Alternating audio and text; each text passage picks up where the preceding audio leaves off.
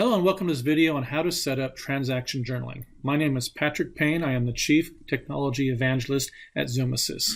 In this video, I'm going to show you how to set up transaction journaling, where you will have two systems, a primary and secondary system, in which all updates on the primary system are reflected on the secondary system.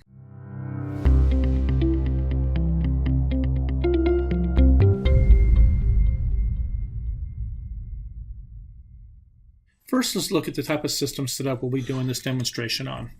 We will be doing this with jBASE for Linux on two CentOS virtual machines. On the left side of the screen, you will see that I have two sessions open on the sending machine and two sessions open on the receiving system. I already have jBASE sessions on both systems. It is a account called demo on the main system. And the actual directory is /jbase/demo. So in this example, jBASE is where I would traditionally put all my different accounts under that system. On the secondary system, I already have in the system account a account for demos, but the demo account does not actually exist. So if I go out to Unix and go into jBASE, you will see that there is no directory. So the first thing we're going to do is show how to set up transaction logging in this account. jlog admin, and we're going to run with a -R switch, which means we don't have to run as root, and most of the stuff we're doing here I'm not doing as root. And it will bring up a menu utility to help configure transaction logging. First, we're going to leave the transaction journal off, and we're going to actually use command line switches to actually turn it on and off. We're going to use this screen first to set this up. The first thing is what the current switch log set. You want to set this as when you first set it up to 1. I think on a brand new clean system this will be set to 0. Extended records, I recommend this is turned on. This will take additional metadata for files and directories and items and make sure those are copied over. The rest of these items you can leave at their defaults. You can read the instructions and find more about them. Log notify program we're going to leave blank for now, but this and threshold is all tied to the log notify program. We're going to leave sync transactions as standard. We're going to leave encrypt records as off. We have transaction log sets, and within each set we can have multiple transaction log files.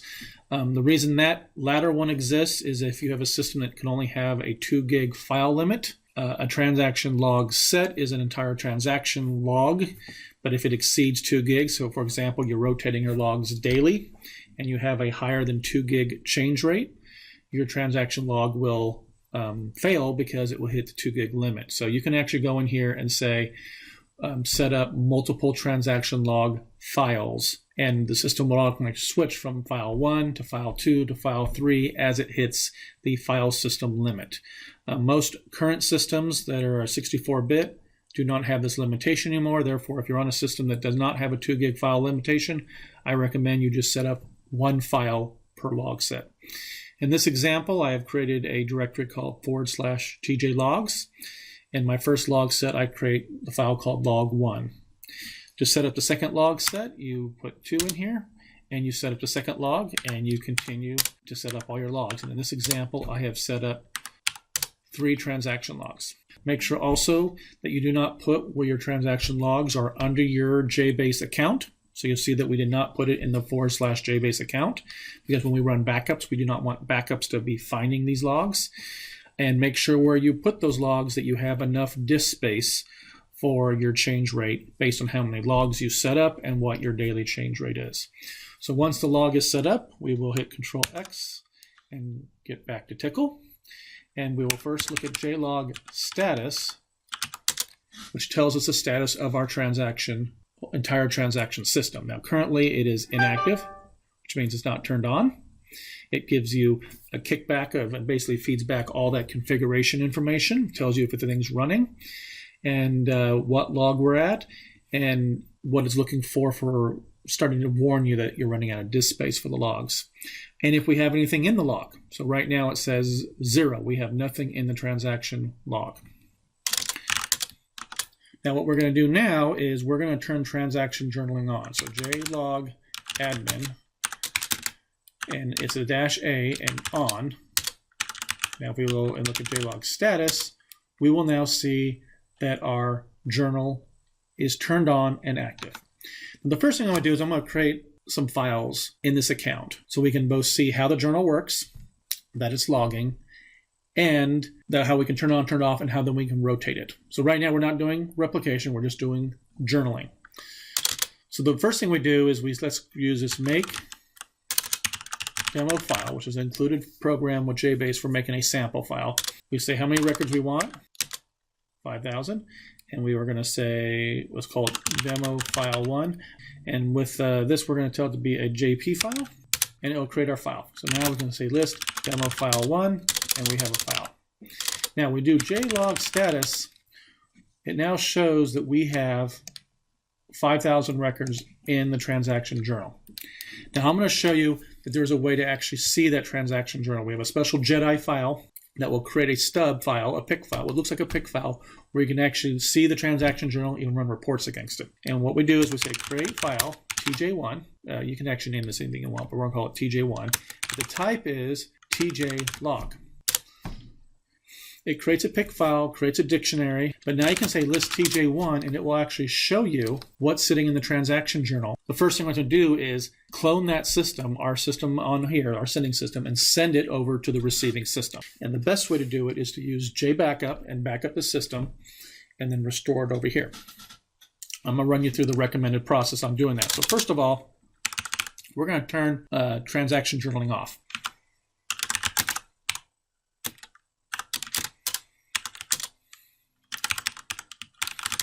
So now it's off. Then I want to truncate the log. We're going to make a clean backup here. Therefore, anything that's happened before the backup, I don't care about. So we're going to go ahead and clean out our transaction journal. We're on log number 1. Remember, we list TJ1, which is showing the current journal. And then I'm going to say jlog admin, and we're going to do a truncate on the first log. It warns you. I say yes. Now we do a jlog status. It should show that there's no records. And to verify that, we'll go to list TJ1. And you see the log is empty. And we see that the system is sitting inactive. Now, with everything cleaned up and the transaction journal's clean, I'm actually going to turn transaction journaling back on. And the reason I'm going to do that is if this was an active system where you could not get people to be logged off while you were doing this process, turning the journal on now with a clean journal. We'll start recording things starting now. We will run the backup now. And anything that's being updated during this process will be recorded to the transaction journal. There will be a small group of stuff that will be probably caught by the backup program and by the journal, but it'll be okay because the journal is just going to double up and repeat that update. jlog admin and turn this back on. First journal, now it's turned back on. Now we're going to go back up to Unix, and we're going to switch over to our temp directory, and we are going to run a backup. And the way you run backups with jBackup is you first use, basically the way jBackup works is you actually pass to it all the file names you wish to back up. And we use a standard Unix command called find, which running find with a -print and putting it to any path will list through that and find every single file that you have in that directory tree. If you're on Windows, which does not have this find command, jBASE supplies a jfind program that will do the same thing on Windows. So you just replace find with jfind on Windows. So once we run this, and we also want to make sure we're in the temp directory when we run this jBackup command, because jBackup will create some temporary files along with the backup file. So it has to have the ability to write to the directory you're in, and it's writing to the directory you run it from. So we're going to move to the temp directory and run this from the temp directory. So let's make sure. Yep, we're in temp. So we're going to run that same command again, and then we pipe it with the jBackup command, the -f. Here we put what we want to call our backup file. We're going to call this demo.backup, and we're going to put a -v, and that's going to print out what it's backing up while it's doing. It's important the jBackup program is kind of a combination between a zip or tar program and a classic pick backup program, meaning when this runs and it comes across pick files, it will actually save just the items from a pick file and not the entire file. And that's why you can run this against a live system, because it is really looking through the directory, looking through a hash file and dumping them just like a tdump would do, or an account save on other systems. So it's hash file safe, and it will go in and save just the items and instructions on how to recreate the file on the second system. When it comes across non-pick files like Unix directories, bins and libs, and it can be pictures or anything, it will just save the item as a tar or a zip normally does and save it. So it's a really neat utility. It'll find both items and be able to back up both items. And you'll see this once I run it. It ran through here. Our directory isn't very big, but you can see here at the end that it tells you what it backed up. 9 directories. It found 18 regular files. 4 of them were hash files for a total of 5,280 items saved. So now we have our backup file in this directory, and it was called demo.backup. We see it's 1.4 megs, very small file here. Now we need to move the file to the second system, and I'm going to just use secure copy, and I'm going to move demo.backup to the second system.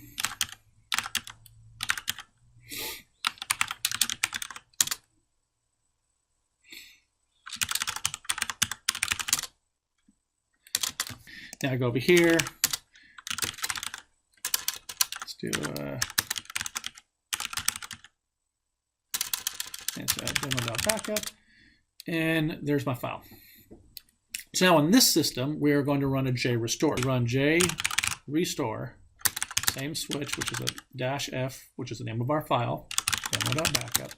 But first I want to look at it, and this is a -p with a verbose output, and what this will do is it will do a pretend restore and just shoot to the screen what it sees in the backup. But I like to do this first to make sure the backup worked and then it found stuff. You can also run the same command over on the primary system to also verify your backup.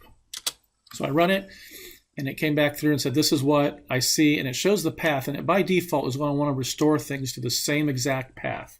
So again, we want to make sure on this system, on the secondary system, that you got everything set up and you have all the same permissions, meaning this user I'm using can write to this jBASE directory. Now I run jrestore, take a -p off, and run it again, and it will restore our account. And see, there it is, and there's our file. So we have now restored the system from system 1 to system 2. Now we should be able to go back into jBASE, log to demo, and our system should be there. And remember, we created a demo file, so we will go and say list demo.file1, and there's my file. And we will here go back over, and remember jlog status, we have the transaction journal running, but we haven't done anything. There's been no updates. But if updates would have happened, they'd been captured. And I'll demonstrate that here in a moment. To demonstrate if there were updates happening, now we're going to do a demo make file, and we're going to make a second one. So let's create another 5,000 records, and let's call it demo file 2. Still can't see what I'm typing, and we're going to do a JD file this time. This is Linux jBASE 5.7, so we have a new dynamic files. Okay, so now list demo file 2. On the second system, demo file 2 does not exist. List our TJ log, and you see in the transaction journal that it has entries for that new demo 2 file. So we have transactions that were happening. This represents if the system was active and people were currently working on it. We have new transactions that need to come over. JLog status shows you overall what's happening, and listing of TJ1 will show you the detail. And again, you can actually run reports on this. You can actually list TJ1 with size equal to create file, and you'll see just the create file actions. JLog dupe. Put it in verbose mode. First, we're going to do a -e. Actually, before I do this, this -e is we're going to create both a file where it's going to send errors, and we're also going to create a log file. The actual errors file is a classic pick file, or it's creating pick items. So you need to either create a hash file for this or a directory for this for this to write to. It doesn't create it for you automatically. So we're going to actually put this in a temp file and call it tj get errors. But the first thing I need to do is make the directory. I'm going to do it as a directory. So I'm going to say create temp tj get errors. The log file is a classic log file, like a Unix log file or Windows log file. It's just going to be a text file. It's appending things to, and it will create that file if it doesn't already exist. So -e tj get errors -l for the log file, tj get log, and then we do a input section and an output section. Input is where is it getting the input from, and in this case it is actually the set is socket, meaning it is actually receiving it, and the host name, which is where it wants to listen. We're going to actually do straight IPs to keep this simple. But you either put IP or a DNS name, because that's what it's really doing, is it's saying what's the IP address I'm listening on. And then the port, what TCP IP port you want it to listen on. Terminate says, hey, once it's done with the log, what do I do? And when you're doing a transaction replication, when it gets to the end of the log it's being sent, you want it to sit there and wait for more items to show up in the log. And it will wait for more entries to be sent across the socket. Then we say output. So we say, hey, where do you want to send this? And in this case, we're going to say set equal database. Now let's move over to the sending system, and we basically do the same jlog dupe command in verbose, but we start right away with where's the input, and the input is set equals current. Terminate equals wait, because the same way as we told the other side, we want this thing to say, hey, once you get to the end of that transaction journal, you just sit there and wait for jBASE to put more things in that journal. Then we set up where it's going to go for output, and we say the opposite of what we did on the receiving system. We're now sending this over a socket. The host name is, let's just put the IP address, and port equals 6767. I'm going to press enter, and as soon as I pressed enter, you saw it take the current transaction journal and replay all those transactions, and over on the second receiving system you saw its output say, hey, I'm taking those entries and committing them. So remember, these words are creation of the demo2 file that I did after the backup, and they've been sitting there in the transaction journal waiting. So now when I go to this system, which you can see when I listed demo file 2, it was not there. I will now list demo file 2, and it is now there. So at this point, we actually have transaction journaling configured, set up, and running.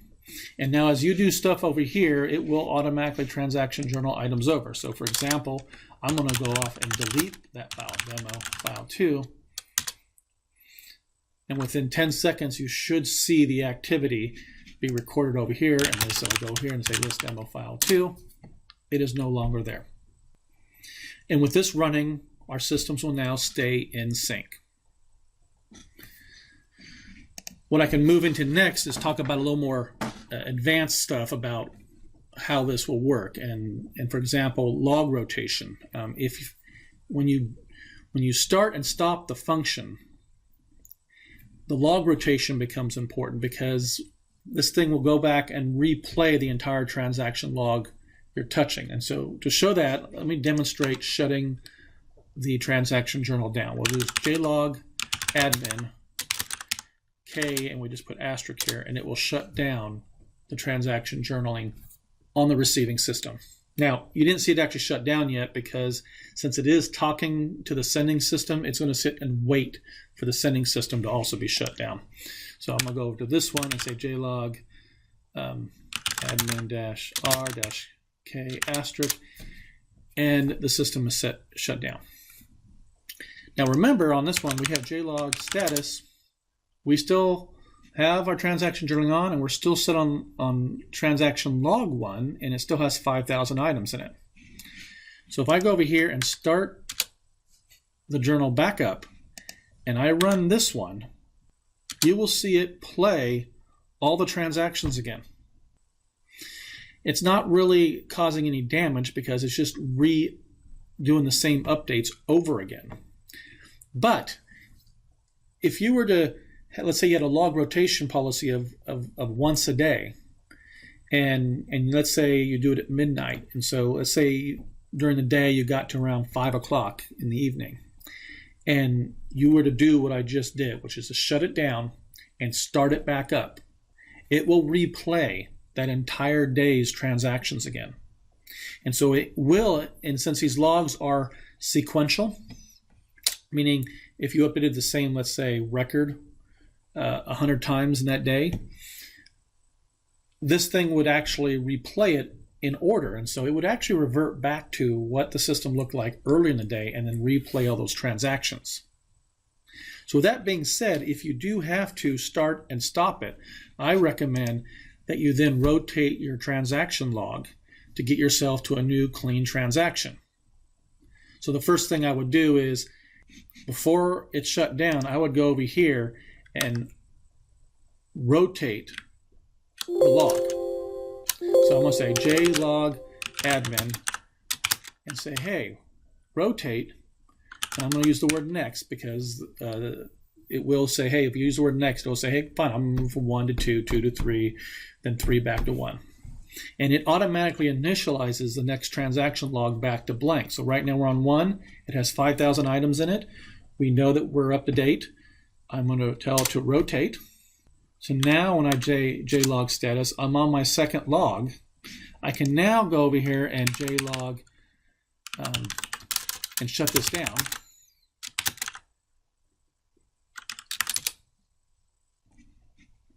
And shut down the main one.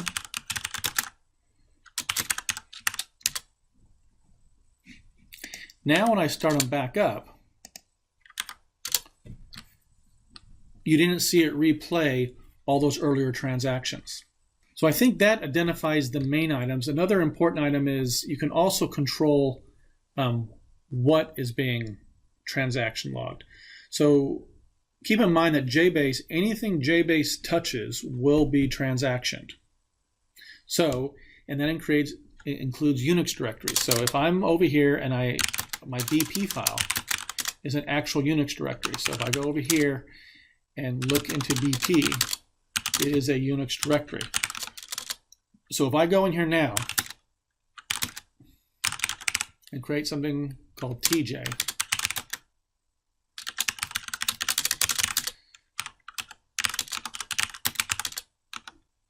you will see that it moved my program over.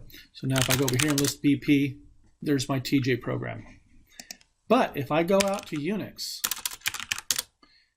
and do this outside jBASE, so I'm going to create another one called test.tj2.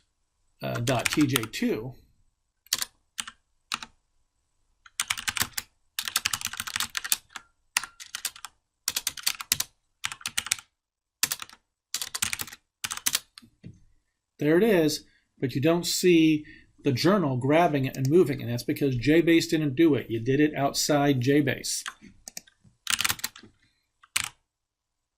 So over here, the file's not there. Now, if I just go in and touch the file, so here I'm just going to pull up with the editor and resave it.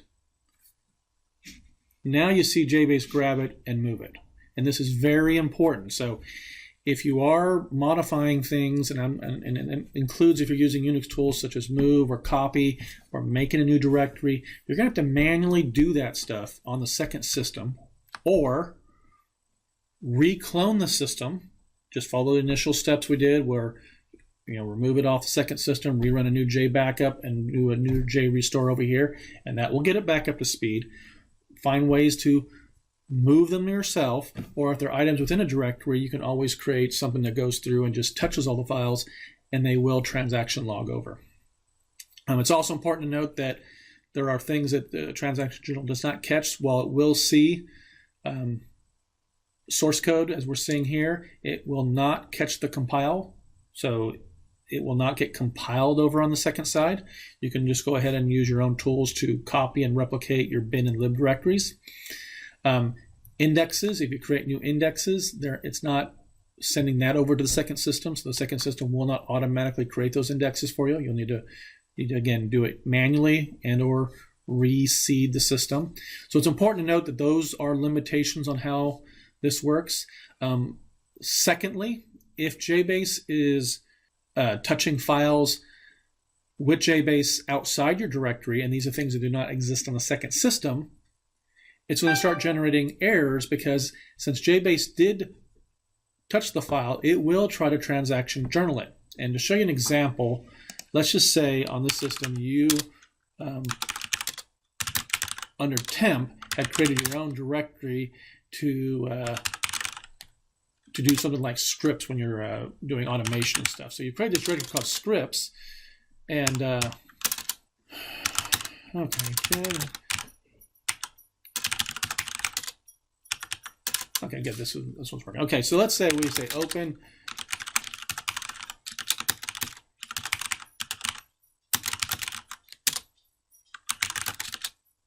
And we're going to write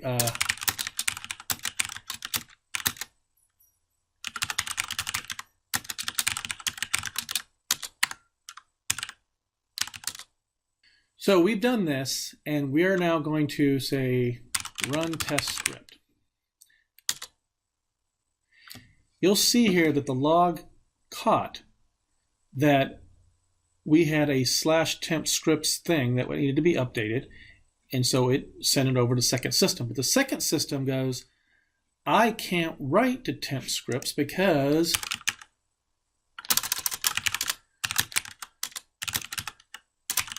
scripts doesn't exist. Because remember over here, I created it with the Unix command make dir. And this is traditionally where you start to see most of your errors. And if we're over on this system, we can now go to temp and list tj get errors.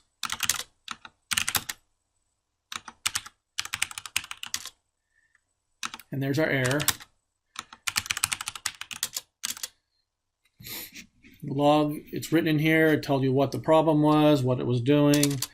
It actually has the whole item down here, and this is the log threshold that there is actually a threshold in the system that says, hey, once it hits so many errors, it's actually going to shut down, and there's switches to tell how high to go, and this is where it's getting the count from. So I usually find that this is where I get most of my errors, and the truth is you don't need to be logging this. So what you'll do is you'll go to this system and say, hey, what is the jstat on, and then we say j change mod -l, which means to not log temp scripts. Now, if we run our program again, you're not going to see a script entry over here, and you're also not going to see it in the TJ1. So you saw here, this is when we did the original write, but now that next one wasn't in there. In fact, if I say delete temp scripts, well, let's list it first. Oh, it's test item. So delete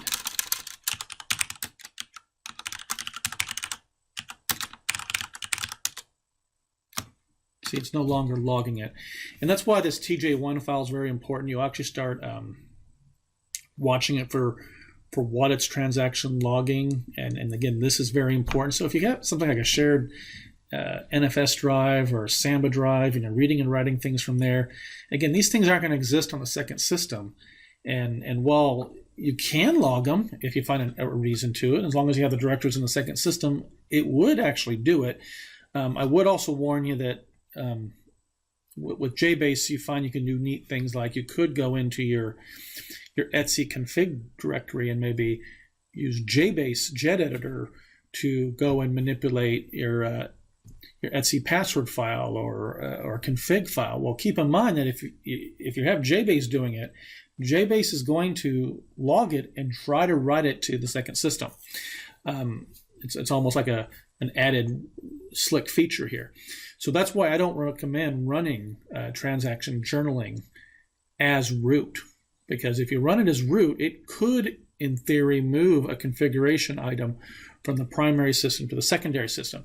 Now, at the same time, if you want to use jBASE to do that for you. For example, these are two systems and you do want to keep the etc password files in sync, then yes, run it as root.